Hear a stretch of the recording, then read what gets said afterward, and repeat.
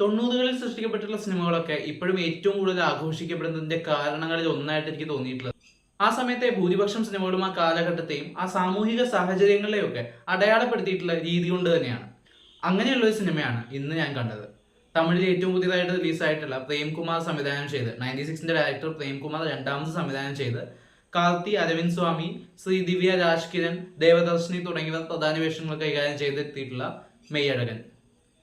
ഒരു ട്രാവൽ ചെയ്ത് വന്ന് അത്യാവശ്യം ക്ഷീണിച്ച് നല്ല വെയിലൊക്കെ കൊണ്ട് വയ്യാതായിരിക്കുമ്പോഴാണ് ഞാൻ ഈ സിനിമയ്ക്ക് കയറിയത്. പേഴ്സണലി ഈ സിനിമ കാണണമെന്ന് എനിക്ക് നല്ല ആഗ്രഹം ഉണ്ടായിരുന്നെങ്കിൽ പോലും ഒരുപക്ഷെ ഇന്ന് ഈ സിനിമ കണ്ടില്ലായിരുന്നെങ്കിൽ ചിലപ്പോൾ എനിക്ക് തിയേറ്ററിൽ നിന്ന് ഈ സിനിമ കാണാൻ പറ്റിയെന്ന് വരില്ല. ഈ സിനിമ കാണാൻ എന്നെ പ്രേരിപ്പിച്ച ഫാക്ടർ എന്ന് പറയുന്നത് തീർച്ചയായിട്ടും പ്രേംകുമാർ എന്ന സംവിധായകന്റെ വിഷൻ തന്നെയാണ്. അദ്ദേഹത്തിന്റെ കഴിഞ്ഞ സിനിമയുടെ ഒരു അപ്രോച്ച് തന്നെയാണ് ഈ സിനിമയിലേക്ക് എന്നെ എത്തിച്ചത്. രണ്ട് കഥാപാത്രങ്ങളുടെ ഒരു കോൺവെർസേഷൻ ട്രാവൽ ആയിരുന്നു 96. ഈ സിനിമയിലേക്ക് വരുമ്പോഴും അത് തന്നെയാണ്. പക്ഷെ മെയ്യഴകനിലേക്ക് വരുമ്പോൾ അത് രണ്ട് പുരുഷ കഥാപാത്രങ്ങളാണ്. അവർ കുടുംബങ്ങളുമായിട്ട് ബന്ധപ്പെട്ടിട്ടുള്ള ആളുകളാണ്. ഒരു ഗ്രാമീണ പശ്ചാത്തലത്തിൽ നിന്നുകൊണ്ടുള്ള അവരുടെ ജീവിതത്തിലുള്ള എക്സ്പീരിയൻസുകളുടെ ഡിഫറൻസുകളും ഒക്കെ സംസാരിച്ചുകൊണ്ട് പോകുന്ന, തമിഴ്നാടിന്റെ കൾച്ചറും പൊളിറ്റിക്സും ഹിസ്റ്ററിയും എല്ലാം വിഷയമാക്കി പോകുമ്പോഴും വളരെ മനോഹരമായിട്ടുള്ള ഒരു ഫീൽ ഗുഡ് എക്സ്പീരിയൻസ് നൽകുന്ന മെയ്യഴകൻ. ഈ സിനിമ നിങ്ങൾ പോയി കാണണമെന്ന് എനിക്ക് പറയാൻ ഒരുപാട് കാരണങ്ങളുണ്ട്. പക്ഷെ അത് മുഴുവൻ കേൾക്കാൻ നിങ്ങൾക്ക് ക്ഷമയില്ല എന്നുണ്ടെങ്കിൽ തീർച്ചയായിട്ടും നിങ്ങൾ പോയി സിനിമ കണ്ടോളൂ എന്ന് തന്നെയാണ് എനിക്ക് പറയാനുള്ളത്. അത് അത്രയും നല്ലൊരു സിനിമയായിട്ടാണ് എനിക്ക് എക്സ്പീരിയൻസ് ചെയ്തിട്ടുള്ളത്. എല്ലാവരും കാണണമെന്ന് ഞാൻ ആഗ്രഹിക്കുന്ന സിനിമ കൂടിയാണ്. ചില സിനിമകളൊക്കെ കണ്ടു കഴിയുമ്പോൾ ഒരു പക്ഷേ നമ്മുടെ ലൈഫിൽ ഈ സിനിമ ഇപ്പൊ മുതൽ വലിയൊരു ഇൻഫ്ലുവൻസ് ആവാൻ സാധ്യതയുണ്ട് എനിക്ക് ഫീൽ ചെയ്യും. സിനിമ എന്നുള്ളത് അത്രയും ഇൻഫ്ലുവൻസീവ് മീഡിയം തന്നെയാണ്. പക്ഷെ അതിൽ വളരെ ഒരു പോസിറ്റീവ് ആയിട്ടുള്ള ഒരു പക്ഷെ നമ്മുടെ ഒരു ക്യാരക്ടർ എൻഹാൻസ്മെന്റിനോ അല്ലെങ്കിൽ നമ്മുടെ കാഴ്ചപ്പാടുകളൊന്ന് ബെറ്റർ ആക്കാനോ ഒക്കെ ഹെൽപ്പ് ചെയ്യുന്ന സിനിമകളുണ്ട്. അത്തരത്തിലുള്ള സിനിമയായിട്ടാണ് എനിക്ക് മെയ്യഴകൻ ഫീൽ ചെയ്തിട്ടുള്ളത്. നൊസ്റ്റാൾജിയ, ഇമോഷൻസും ഈ ക്യാരക്ടേഴ്സും തമ്മിലുള്ള ഒരു അടുപ്പം ഉണ്ടല്ലോ. ഫാമിലിയാണ്, അവരുടെ ബന്ധങ്ങൾ ഇങ്ങനെയാണ്, അവർ ഇത്ര ഒരുപാട് നാളുകളായിട്ട് കാണാത്ത ആളുകൾക്കിടയിൽ പോലും പെട്ടെന്ന് വരുന്ന ആ ഒരു കണക്ഷൻ എന്ന് പറഞ്ഞിട്ടുള്ള സംഭവം അവർ എസ്റ്റാബ്ലിഷ് ചെയ്തിട്ടുള്ള രീതി വളരെ ഗംഭീരമായിരുന്നു. ഫസ്റ്റ് ഹാഫിലെ ഒരു പ്രത്യേക സിറ്റുവേഷനിൽ ശരിക്കും നമ്മുടെ കണ്ണൊക്കെ നിറഞ്ഞു വീഴണ, എനിക്ക് എക്സ്പീരിയൻസ് ആയിട്ടുള്ള കാര്യമാണ്. കണ്ണൊക്കെ നിറഞ്ഞാൽ നമ്മൾ ആ ഒരു കംപ്ലീറ്റ്ലി ആ സീക്വൻസിൽ ഇൻവോൾവ് ആയിരുന്നു പോകാന്നൊക്കെ പറയുന്നുണ്ട്. അങ്ങനെയുള്ള ഒന്നിൽ കൂടുതൽ മൊമെന്റ്സ് സിനിമയിലുണ്ട്. വളരെ സില്ലി എന്ന് തോന്നിപ്പിക്കുന്ന ഒരു കോൺഫ്ലിക്റ്റിൽ തുടങ്ങി അത് തന്നെ മറ്റൊരു തലത്തിലേക്ക് യാത്ര ചെയ്തുകൊണ്ടിരിക്കുകയാണ് ഈ സിനിമയിൽ ഉടനീളം. എന്നാൽ ഈ കോൺഫ്ലിക്റ്റിനെ ബാക്ക്ഡ്രോപ്പ് ആയിട്ട് വെച്ചുകൊണ്ട് ഇവർ പറയുന്ന കാര്യങ്ങൾ, ഈ ചർച്ചകളിലൂടെ കൺവേ ചെയ്തു പോകുന്ന കാര്യങ്ങളാണ് ഏറ്റവും മനോഹരമായിട്ടുള്ളത്. അതിൽ ഒരുപാട് പേരുടെ കുട്ടിക്കാലത്തെ ഓർമ്മകൾ ഉണ്ടായിരിക്കും, കുറെ പേരുടെ സ്ട്രഗിൾസ് ഉണ്ടായിരിക്കും, പലരുടെയും നഷ്ടങ്ങൾ ഉണ്ടാവും, നഷ്ടബോധത്തിൽ ഇപ്പോഴും കഴിഞ്ഞു പോകുന്ന ആളുകളുടെ ഓർമ്മകൾ ഉണ്ടായിരിക്കും.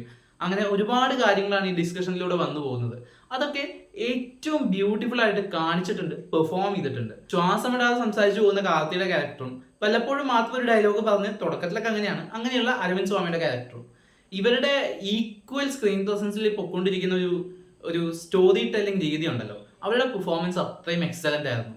അരവിന്ദ് സ്വാമിയുടെ ഇമോഷണൽ രംഗങ്ങളൊക്കെ നമ്മളങ്ങനെ കുറേ നേരം വന്നാൽ പോലും നമുക്ക് ആ ഒരു ഇമോഷൻ അതിനിങ്ങനെ ട്രാവൽ ചെയ്ത് പോകുമ്പോൾ ലാഗ് ഫീൽ ചെയ്യില്ല. അതേസമയത്ത് കാർത്തിയുടെ വളരെ ഗംഭീരമായിട്ട് പുള്ളി ഒരു സ്റ്റോറി പോലും സംഭവം നറേറ്റ് ചെയ്യുന്ന ഒരു സീക്വൻസ് ഉണ്ട്. അതൊരു സിംഗിൾ ഷോട്ടിലൊക്കെ കുറെ സീക്വൻസ് ഒക്കെ വരുന്നുണ്ട്. അതൊക്കെ എക്സലന്റ് ആയിട്ട് പുള്ളി ചെയ്തിട്ടുണ്ട്. മറ്റുള്ള കഥാപാത്രങ്ങൾ, ശ്രീദിവ്യയുടെ കഥാപാത്രം, രാജ്കിരണിന്റെ കഥാപാത്രം, ദേവദർശിനിയുടെ കഥാപാത്രം, അങ്ങനെയുള്ള ക്യാരക്ടേഴ്സ്, പിന്നെ ഒബിയസ്ലി അരവിന്ദ് സ്വാമിയുടെ സിസ്റ്റർ, ഒരു കസിൻ സിസ്റ്ററായിട്ട് അഭിനയിച്ചിട്ടുള്ള ഒരു പെൺകുട്ടിയുണ്ട്, അവരുടെ കഥാപാത്രം, ഇവരൊക്കെ ആക്ടേഴ്സ് കൊടുത്തിട്ടുള്ള ഒരു എഫേർട്ട് എന്ന് പറഞ്ഞാൽ, അല്ലെങ്കിൽ അവരെ ക്യാരക്ടേഴ്സിന് കൊടുത്തിട്ടുള്ള ഒരു അപ്ലിഫ്റ്റ് എന്ന് പറയുന്നത് തീർച്ചയായിട്ടും എടുത്തു പറയേണ്ടത് തന്നെയാണ്. അഭിനേതാക്കളുടെ പ്രകടനം കഴിഞ്ഞാൽ ഏറ്റവും കൂടുതൽ കൈയടി അർഹിക്കുന്നത് ഗോവിന്ദ് വസന്തയുടെ സംഗീതമാണ്. പശ്ചാത്തല സംഗീതമായാലും ഗാനങ്ങളായാലും എക്സലന്റ് എന്നതിൽ കുറഞ്ഞൊരു വിശേഷണം അർഹിക്കുന്നില്ല. വളരെ സാധാരണമായി മാനുഷികമായിട്ടുള്ള ഇമോഷൻസിനെ വളരെ സിനിമാറ്റിക്കലി ബ്യൂട്ടിഫുൾ ആയിട്ട് കൊണ്ടുവരുന്നതിൽ ആ ഒരു BGMs ഒക്കെ കൊടുത്തിട്ടുള്ള എൻഹാൻസ്മെന്റ് എന്നാൽ ഒരു സാധാരണ BGM-നും സോങ്ങിനും കൊടുക്കാവുന്നതിന്റെ അപ്പുറത്തേക്ക് ഇമ്പാക്ട് ഇവിടെ ആവശ്യമുണ്ടെന്ന് തോന്നിയപ്പോൾ അങ്ങനെയുള്ള ഒന്ന് രണ്ട് പോയിന്റിൽ അവരൊരു ബ്രില്യൻറ്റ് പേഴ്സണെ യൂസ് ചെയ്തിട്ടുണ്ട്. കമൽഹാസൻ എന്ന് പറഞ്ഞിട്ടുള്ള ആക്ടറുടെ വോയിസ്, ആളെ കൊണ്ട് പാടിച്ച ആ സോങ് വെക്കുന്ന സിറ്റുവേഷൻസ്, ഈവൺ ആ സിറ്റുവേഷൻസ് വീക്കായാൽ പോലും, വീക്കാണെന്നല്ല പക്ഷെ വീക്കായാൽ പോലും ആ സൗണ്ട് വെച്ച് അല്ലെങ്കിൽ അങ്ങേരെ പാട്ട് പാടുന്ന ഒരു രീതിയുണ്ട്, അത് വെച്ച് അപ്ലിഫ്റ്റ് ചെയ്തു പോകും. വളരെ കോംപ്ലക്സ് ആയി നമുക്ക് ഒന്നും തോന്നാത്ത, എന്നാൽ മാനുഷികമായി ചിന്തിക്കുമ്പോൾ ഒരുപാട് നമ്മളെ അലട്ടുന്ന ഇമോഷൻസ് ഒക്കെ കടന്നു പോകുന്ന മനുഷ്യരുടെ ജീവിതമാണ്. കുറെ നന്മയുള്ള മനുഷ്യരെയും കുറെ പേരുടെ ഉള്ളിലെ നല്ല സന്തോഷങ്ങളെയും കാണുമ്പോൾ ഉണ്ടാവുന്ന ഒരു സാറ്റിസ്ഫാക്ഷൻ ഉണ്ടല്ലോ, ആ സാറ്റിസ്ഫാക്ഷൻ ആണ് ഈ സിനിമ കണ്ടു കഴിഞ്ഞപ്പോൾ എനിക്ക് ഫീൽ ചെയ്തിട്ടുള്ളത്. ഈ സിനിമ എല്ലാ ആളുകളും കണ്ടു നോക്കണം എന്നാണ് എനിക്ക് തോന്നിയത്. പക്ഷെ കുറച്ച് കാര്യങ്ങളുണ്ട്. ഇത് 3 മണിക്കൂറോട് അടുത്ത ദൈർഘ്യമുള്ള സിനിമയാണ്. 18 മിനിറ്റ് എങ്ങാണ്ട് ഇതിന്റെ കട്ട് ചെയ്ത് കളഞ്ഞു എന്നാണ് കഴിഞ്ഞ ദിവസം ന്യൂസ് ഒക്കെ കണ്ടത്. പക്ഷെ ഞാൻ കണ്ടത് ഫുൾ വേർഷൻ ആയിരുന്നു. അപ്പോൾ ഇത് കട്ട് ചെയ്ത് കളയുന്നതിന് മുമ്പ് നിങ്ങൾക്ക് കാണാൻ പറ്റുകയാണെങ്കിൽ അത് നന്നായിരിക്കും. ഇതിലങ്ങനെ ചെറിയ ട്രിമ്മിങ്സ് വേണമെങ്കിൽ വരുത്താന്നുള്ളതിനപ്പുറത്തേക്ക് ഇതിലെ എല്ലാ സീക്വൻസുകളിലും അവിടെയൊക്കെ വരുന്ന ഡയലോഗ്സിനൊക്കെ ഭയങ്കര ഇമ്പോർട്ടൻസ് ഉണ്ട്.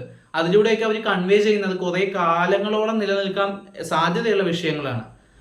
പ്രൊട്ടസ്റ്റുകളും ഇവരുടെ കൾച്ചറും പഴയ ഹിസ്റ്ററിയും അങ്ങനെ സംഭവങ്ങളൊക്കെ വരുന്ന ഏരിയാസ് നിങ്ങൾക്ക് കണക്ട് ആയില്ലെങ്കിൽ ചിലപ്പോൾ സ്ലോ ആയിട്ടൊക്കെ ഫീൽ ചെയ്യും. പക്ഷെ ആ ഏരിയാസ് ആ സിനിമയെ കുറേ കാലം നിലനിർത്താൻ പോകുന്ന കാര്യമായിട്ടാണ് എനിക്ക് ഫീൽ ചെയ്തിട്ടുള്ളത്.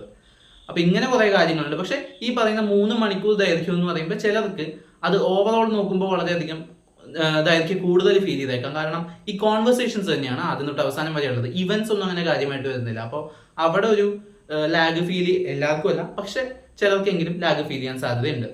അപ്പൊ ഇത്തരത്തിലുള്ള സിനിമകൾ ഇഷ്ടമുള്ളവരാണെങ്കിൽ തീർച്ചയായിട്ടും മിസ് ചെയ്യാതെ തിയേറ്ററിൽ നിന്ന് കാണേണ്ട സിനിമയായിട്ടാണ് എനിക്ക് ഫീൽ ചെയ്തത്. കാരണം നിങ്ങൾ വീട്ടിലിരുന്ന് കഴിഞ്ഞാൽ കുറച്ചുകൂടെ കടുംപിടുത്തത്തോടു കൂടിയായിരിക്കും സിനിമ കാണുന്നത്. തിയേറ്ററിൽ ഇരുന്നാൽ കുറച്ചുകൂടി ഫ്രീ ആയിട്ട് ആ ഒരു കംപ്ലീറ്റ് ഇമോഷൻസിനെ ഉൾക്കൊണ്ട് ചിലപ്പോൾ നിങ്ങൾ ആ സിനിമയിലേക്ക് അങ്ങ് ഇറങ്ങിപ്പോകും. അപ്പോഴായിരിക്കും അതിൻ്റെ ഒരു കംപ്ലീറ്റ് എക്സ്പീരിയൻസ് കിട്ടുന്നത്. എനിക്ക് ഈ സിനിമ അങ്ങനെയാണ് ഫീൽ ചെയ്തിട്ടുള്ളത്.